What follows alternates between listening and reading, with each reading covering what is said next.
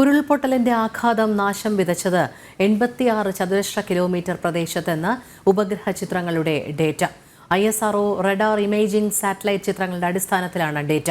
2023 May 22-ന് ഭാരതത്തിന്റെ ഭൂപടം തയ്യാറാക്കുന്നതിനുള്ള satellite Cartosat എടുത്ത ചിത്രങ്ങളുമായി താരതമ്യപ്പെടുത്തിയാണ് ദുരന്ത വ്യാപ്തി കണ്ടെത്തിയത്. 8 കിലോമീറ്റർ അകലത്തേക്ക് മണ്ണും പാറകളും ഒഴുകിയെത്തിയെന്നും ISRO നാഷണൽ റിമോട്ട് സെൻസിംഗ് സെന്ററിന്റെ വിശദീകരണം. കൂടുതൽ വിവരങ്ങളുമായി ഐസൺ ജോസ് ചേരുന്നു. ഐസൺ, ദുരന്തത്തിന്റെ വ്യാപ്തിയും തീവ്രതയും വ്യക്തമാക്കുന്നതാണ് ISRO പുറത്തുവിട്ട ഉപഗ്രഹ ദൃശ്യങ്ങൾ. വിശദാംശങ്ങൾ എങ്ങനെയാണ്?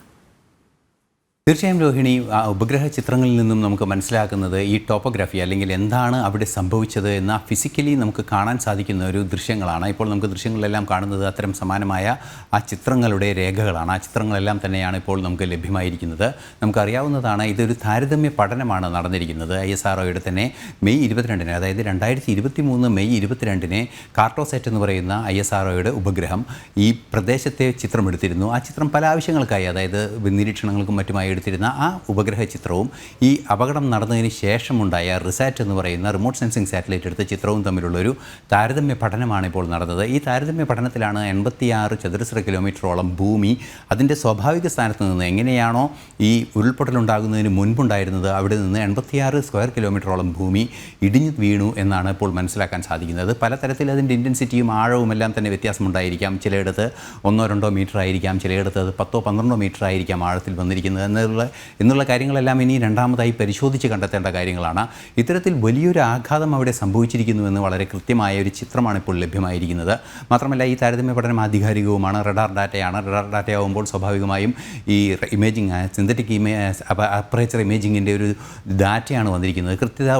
പരമാവധി കൃത്യതയുള്ള അല്ലെങ്കിൽ ഒരു 95% കൃത്യതയുള്ള ഒരു ഡാറ്റയാണ് ഇപ്പോൾ നമുക്ക് ലഭ്യമായിരിക്കുന്നത്. ഇത് ഫിസിക്കലി പരിശോധിക്കേണ്ട ആവശ്യങ്ങൾ കൂടിയുണ്ട്. കാരണം ചില ബോൾഡറുകൾ, വലിയ പാറകളെല്ലാം തന്നെ വീണ് കിടക്കുന്നത് സംബന്ധിച്ച് ചില ആശയക്കുഴപ്പങ്ങൾ ചില മേഖലകളിൽ ഉണ്ടാകാമെന്നുള്ളത് കൊണ്ട് തന്നെ അവിടെ നേരിട്ട് പരിശോധന നടത്തേണ്ടതുണ്ട്. എന്നാൽ ഉടനത് സാധ്യമാകുന്നൊരു അവസ്ഥയല്ല ഉള്ളത്. ഉടൻ തന്നെ അങ്ങോട്ട് എത്തുകയൊന്നും പ്രായോഗികമായി നടക്കുന്ന കാര്യങ്ങളല്ല. മാത്രമല്ല, മറ്റൊരു പ്രധാന വിഷയം കൂടി, ഈ ഇരുവഴിഞ്ഞിപ്പുഴയുടെ തീരത്ത് വലിയൊരു നാശം ഉണ്ടാക്കിയിട്ടുണ്ട് എന്നാണ് ഇപ്പോൾ മനസ്സിലാക്കാൻ സാധിക്കുന്നത്.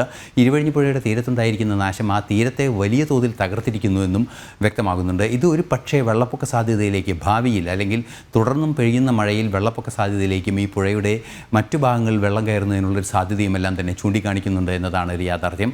തീർച്ചയായും ഇത്തരത്തിൽ വലിയൊരു അപകടം ഉണ്ടായിരിക്കുന്നു എന്നതൊരു യാഥാർത്ഥ്യം തന്നെയാണ്. ജിയോളജിക്കൽ സർവേ ഓഫ് ഇന്ത്യയും അതുപോലെ തന്നെ മണ്ണ് പരിശോധനാ കേന്ദ്രങ്ങളും ഈ സോയിൽ സർവേ ഡിപ്പാർട്ട്മെൻറ്റുകളും ഈ ഭാഗത്ത് ഫോറസ്ട്രിയുമായി ബന്ധപ്പെട്ട് അല്ലെങ്കിൽ ഈ ഭൂപ്രദേശത്തിൻ്റെ മേഖലയുമായി ബന്ധപ്പെട്ട് നടത്തുന്ന എല്ലാ പഠനങ്ങളുടെയും ജിയോളജി വകുപ്പായാലും മണ്ണ് പരിശോധനാ കേന്ദ്രമായാലും അതുപോലെ തന്നെ വനം വകുപ്പായാലും ഈ സകല സംവിധാനങ്ങളും സമഗ്രമായൊരു പഠനം ഇനി നടത്തി ഏത് രീതിയിലുള്ള പ്രശ്നമാണ് അവിടെ ഉള്ളതെന്ന് കൂടുതൽ കണ്ടുപിടിക്കേണ്ടതുണ്ട്. എന്തുതന്നെയായാലും ടോപ്പോഗ്രാഫിക് സർവേ അല്ലെങ്കിൽ ആദ്യം നമുക്ക് ലഭ്യമാകുന്ന ഒരു സർവേയിൽ വളരെ കൃത്യമായൊരു നിഗമനം എത്തിയിരിക്കുന്നു. 86 സ്ക്വയർ കിലോമീറ്ററോളം ഭൂമി ഇടിഞ്ഞു വീണിരിക്കുന്നു എന്നതാണ് ഒരു യാഥാർത്ഥ്യം. ഇതിൻ്റെ ആഘാതം കുറേ കൂടി ശക്തവുമാണ്. അതുകൊണ്ട് തന്നെ ഇനിയും ഒലിച്ചിറങ്ങിയിട്ടുള്ള പ്രദേശങ്ങളിൽ വെള്ളക്കെട്ടുകൾ ഉണ്ടാകുന്നതിനോ അല്ലെങ്കിൽ അരുവികൾ അടഞ്ഞു പോകുന്നതിനോ അല്ലെങ്കിൽ അത്തരത്തിലുള്ള പ്രശ്നങ്ങളെല്ലാം തന്നെ നമുക്ക് ചിന്തിക്കുന്നതിനപ്പുറമുള്ള പ്രശ്നങ്ങൾ ആ പ്രദേശത്ത് ഉണ്ടാകാനുള്ള സാധ്യതയുണ്ട്. അതുകൊണ്ട് തന്നെ തുടർ പരിശോധനകളും പഠനങ്ങളും വേണം. എന്നാൽ ഈ മഴക്കാലത്ത് അത് സാധ്യമാവുക അസാധ്യമാണ്. കാരണം അവിടെ എത്തിപ്പെടുക എന്നുള്ളത് ഈ മഴയ്ക്ക് ശേഷം, ഡിസംബർ മാസത്തിന് ശേഷം മാത്രമേ നേരിട്ടുള്ളൊരു സർവേ അവിടെ സാധ്യമാകുകയുള്ളൂ. മാത്രമല്ല, എക്സ്കവേഷനൊന്നും സാധ്യമാകുന്നൊരു സാഹചര്യം കൂടിയല്ല ഇപ്പോൾ ഉള്ളത് എന്നതുകൊണ്ട് തന്നെ പഠനങ്ങൾ ഉണ്ടാകേണ്ടതുണ്ട്, തുടർ പഠനങ്ങൾ ഉണ്ടാകേണ്ടതുണ്ട്.